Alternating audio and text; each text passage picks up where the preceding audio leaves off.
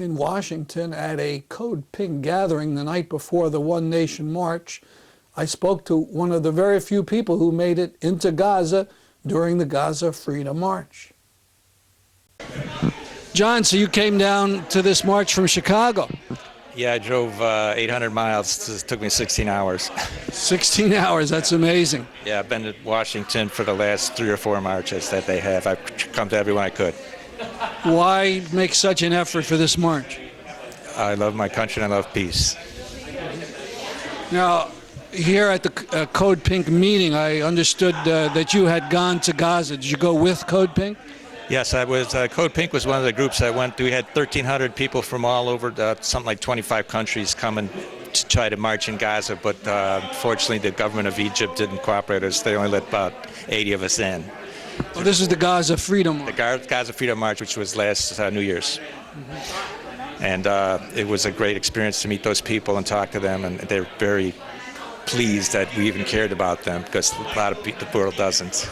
And if they do, they don't do anything about it. So I'm really glad that all these flotillas are trying to come in now and trying to help these people, because they're desperate. Were you one of the 80 that got to actual Gaza? I got on the bus at the last second. Ty grabbed me, and it was a long ride. We had a super security go through all these gates to get to Gaza and go through all the paperwork. But and they kicked us all out after 2 days, but it was worth it. I got to meet the orphans there and all the people who, the students. We had like a New Year's party, and it was a great experience. And I hope everyone gets to go there. Give us some more details. What did it look like? They took us on a bus tour and just showed us all these buildings that had been bombed out a year earlier that nothing had been repaired after that, because they don't even let in any building materials to these people. So it's still like a war zone. They don't have enough food. They have to smuggle everything in through tunnels. They can't even go fishing. The Israelis will shoot at them if they go on their fishing boat out too far. They don't have sewage treatment. They don't have clean water to drink. They have no jobs. It's a 1.5 million people in a virtual prison. But they're wonderful people, and they don't deserve this fate. You say you talked to orphans? Yeah, they took us to an orphanage. I wanted to go to a refugee camp, but we didn't have enough time because for public relations we had to end up playing a soccer game with them, just for. With them being the orphans? No.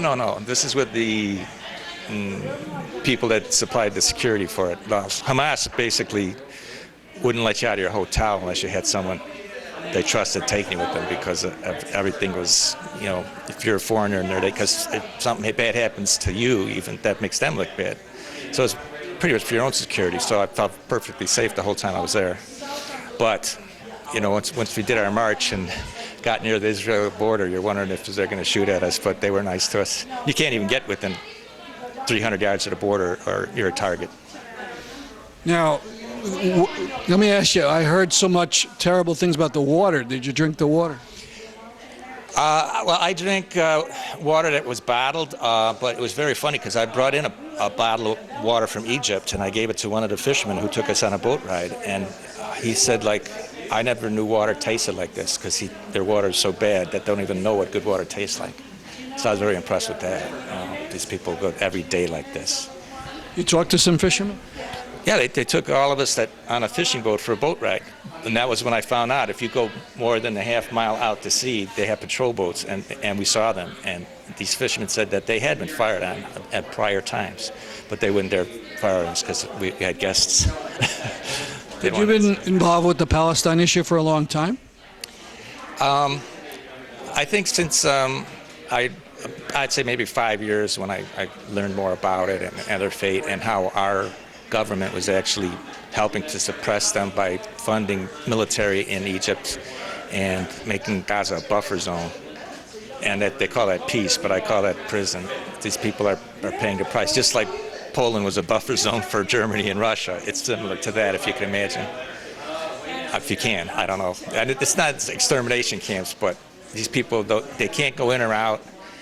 They can't have jobs. They can't even, to travel from Gaza to the rest of West Bank, Palestine, you have to go out to Egypt, fly over to like Cyprus or something, then come in to Jordan and then go in. That you can't even go between the two places. It's crazy.